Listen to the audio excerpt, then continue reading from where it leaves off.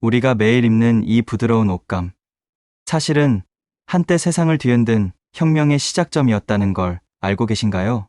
인류가 처음으로 기계를 만들기 시작한 이유, 수많은 사람들이 땀과 피를 흘리며 일해야 했던 이유, 그리고 한 나라가 갈라져 전쟁을 치르게 된 이유, 그 모든 출발점에는 바로 목화, 이 작고 순한 흰 꽃송이가 있었습니다. 사람들은 목화를 하얀 금이라 불렀지만 그 부드러운 솜 뒤에는 노예의 피와 제국의 욕심, 그리고 산업의 소음이 숨어 있었습니다.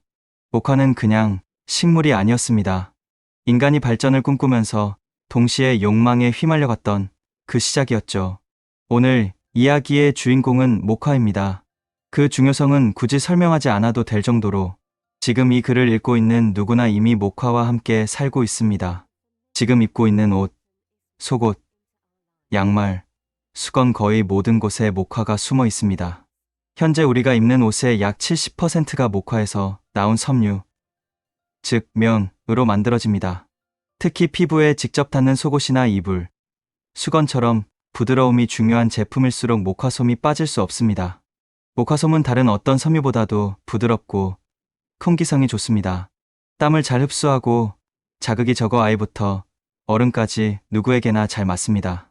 그래서 순면 100%라는 문구는 단순한 소재 표시가 아니라 자연 그대로의 편안함을 상징하는 말이 되었습니다.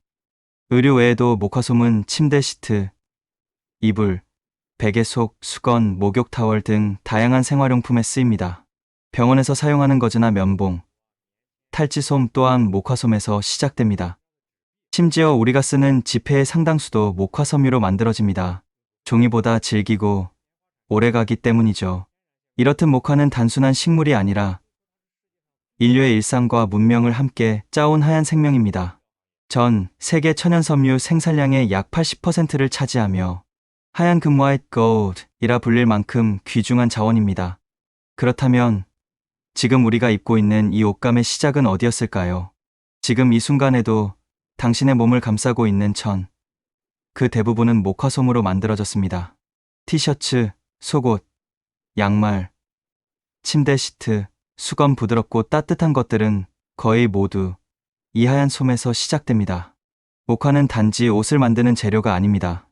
그것은 인류가 문명이라는 이름으로 쌓아 올린 가장 오래된 생활의 흔적입니다. 사람들은 그 부드러움에 안심하고 그 따뜻함에 기대며 하루를 시작합니다. 그러나 역사를 거슬러 올라가 보면 이 목화솜이 바로 산업혁명을 일으킨 불씨였고 수많은 인간이 갈려나간 노동의 상징이기도 했습니다. 지금부터 우리는 그 하얀 솜 한 송이가 어떻게 세상을 움직였는지 그리고 어떻게 인간의 삶을 바꿔놓았는지를 따라가 보려 합니다. 목화는 아웃과에 속하는 식물로 열대와 아열대 지역에서 주로 자랍니다.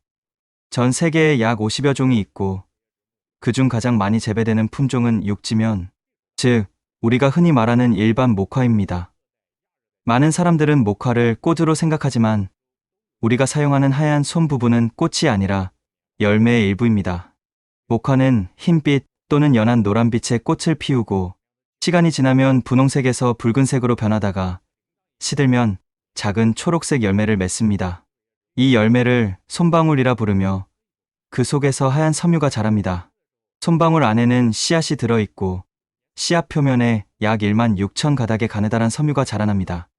씨앗이 익을수록 이 섬유는 길고 단단하게 자라 씨앗을 감싸게 됩니다. 완전히 성숙하면 솜방울이 갈라지며 하얀 솜이 밖으로 터져 나오죠.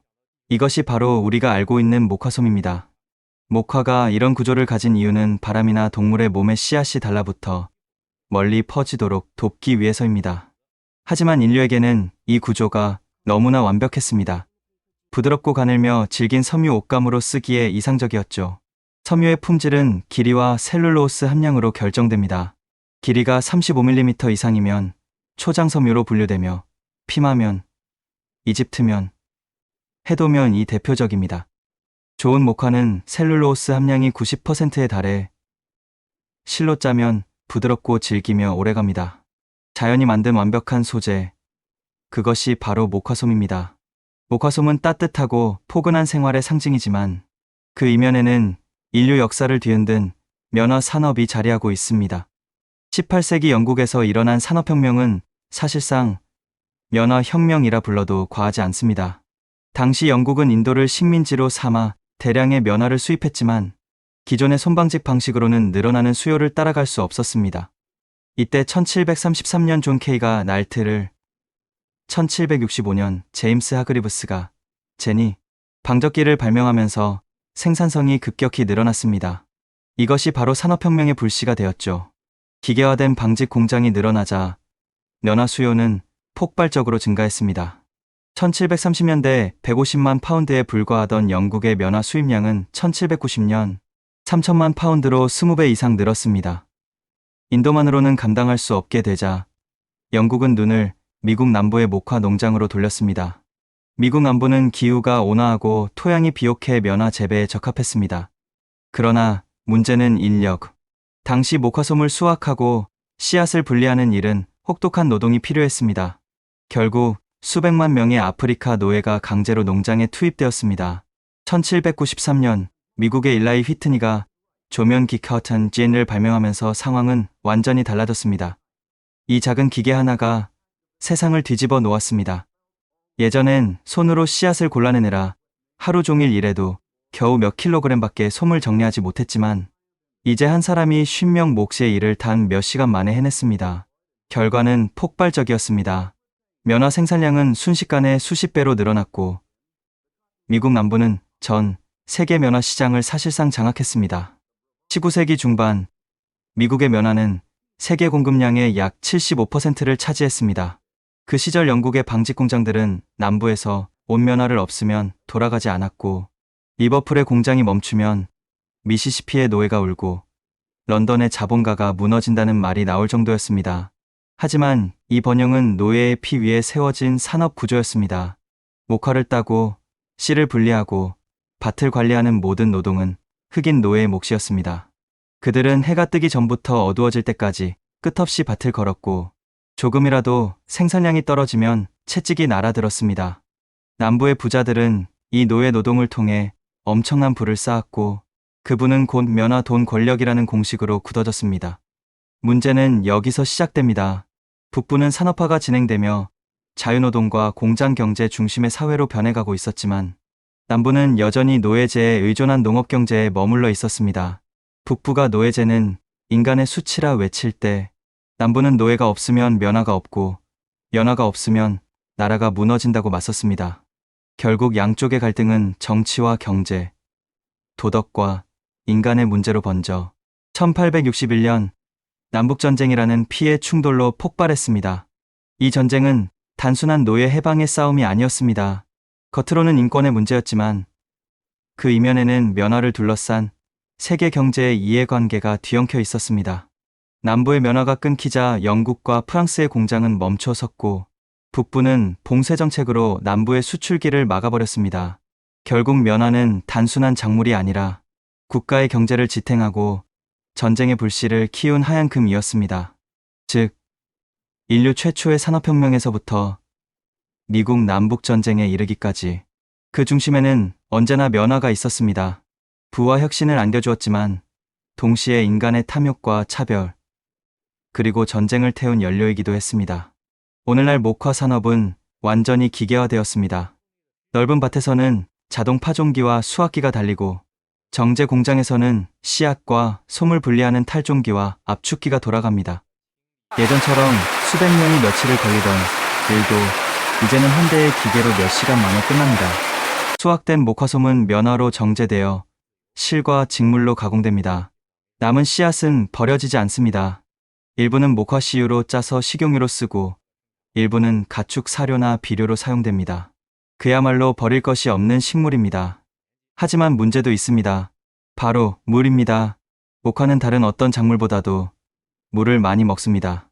1kg의 면화를 생산하는데 평균 1만 리터, 즉 23톤의 물이 필요합니다. 티셔츠 한 장을 만들기 위해 트럭 한 대 분량의 물이 사라지는 셈이죠.